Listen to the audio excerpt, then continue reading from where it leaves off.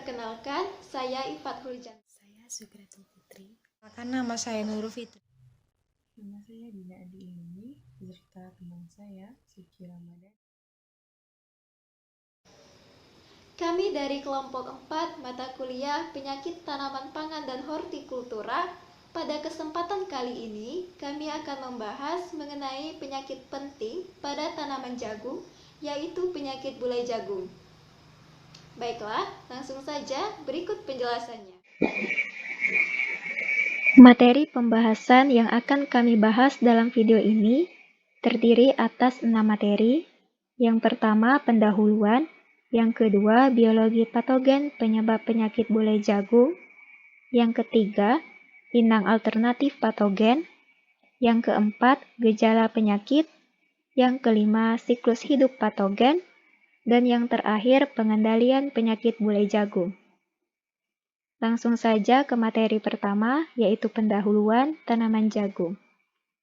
Tanaman jagung merupakan salah satu tanaman pangan penghasil karbohidrat terpenting di dunia setelah tanaman gandum dan tanaman padi.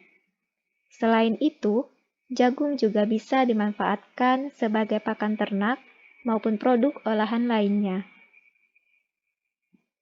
Di Indonesia sendiri, jagung merupakan komoditi pangan terpenting kedua setelah padi. Tanaman jagung juga banyak dibudidayakan oleh masyarakat di Indonesia. Namun, dalam kegiatan pembudidayaannya, petani jagung seringkali mendapati kendala, yaitu adanya serangan penyakit penting tanaman jagung. Serangan penyakit ini biasanya menyebabkan tingginya tingkat kerusakan tanaman, rendahnya produktivitas, dan menimbulkan kerugian ekonomis yang besar.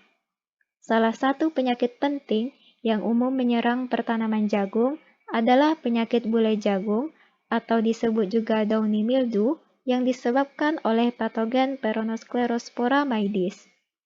Patogen ini terkenal cukup berbahaya karena dapat menyebabkan tanaman jagung mati atau puso dan kehilangan hasil mencapai 100%. Penyakit bulai pada tanaman jagung.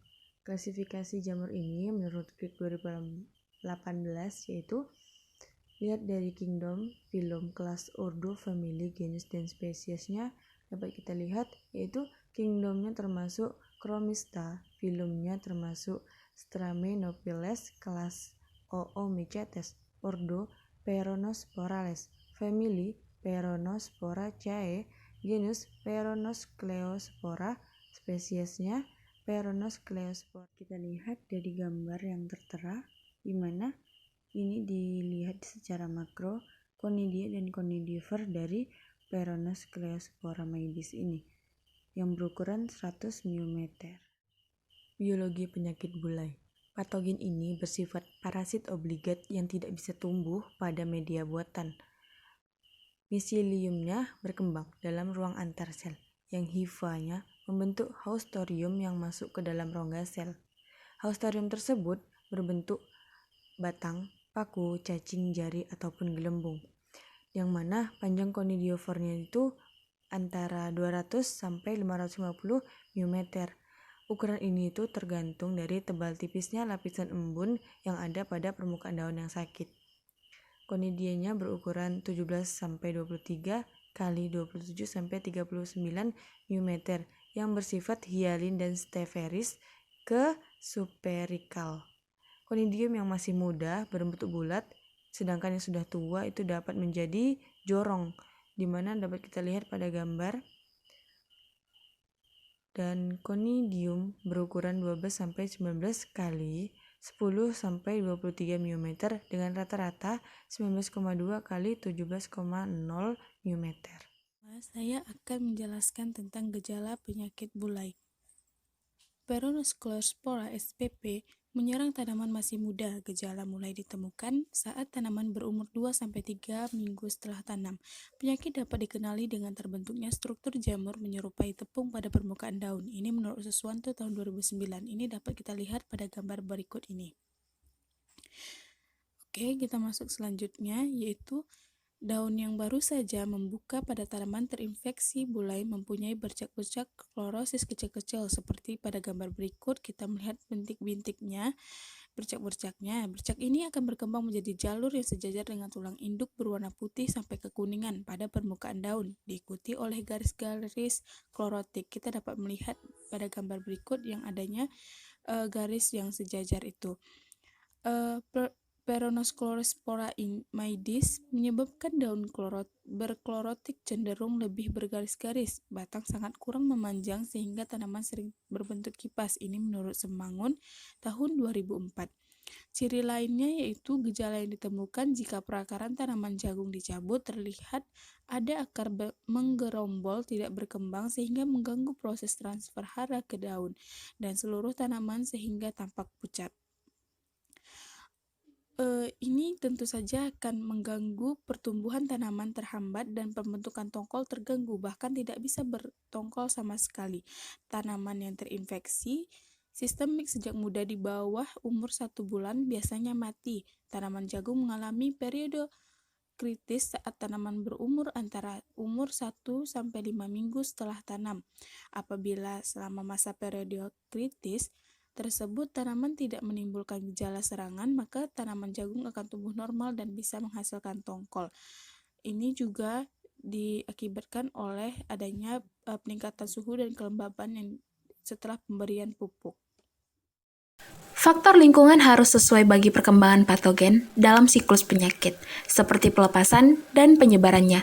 Penyakit bulai mempunyai siklus hidup yang pendek, bersifat laten, dan dapat menyebar secara sporadis, sehingga selalu menurunkan hasil dalam area luas dan merugikan petani.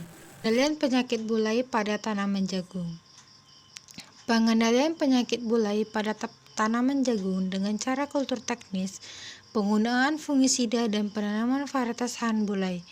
Yang pertama, pengendalian penyakit bulai dengan cara penanaman varietas jagung yang tahan terhadap penyakit bulai seperti varietas Arjuno, varietas Pioneer 12, varietas Abimanyu, Bima 1, Bima 3, Bima 9, Bima 15, serta varietas Lagaligo dan sanitasi lingkungan pertanaman dengan cara mencabut rerumputan yang ada di sekitar tanaman dan eradikasi tanaman yang menunjukkan gejala penyakit agar tidak menjadi sumber infeksi bagi tanaman di sekitarnya, terutama tanaman yang lebih. Yang ketiga, merawat benih dengan memberikan fungisida metalaksil berbahan aktif Ridomil 35 SD.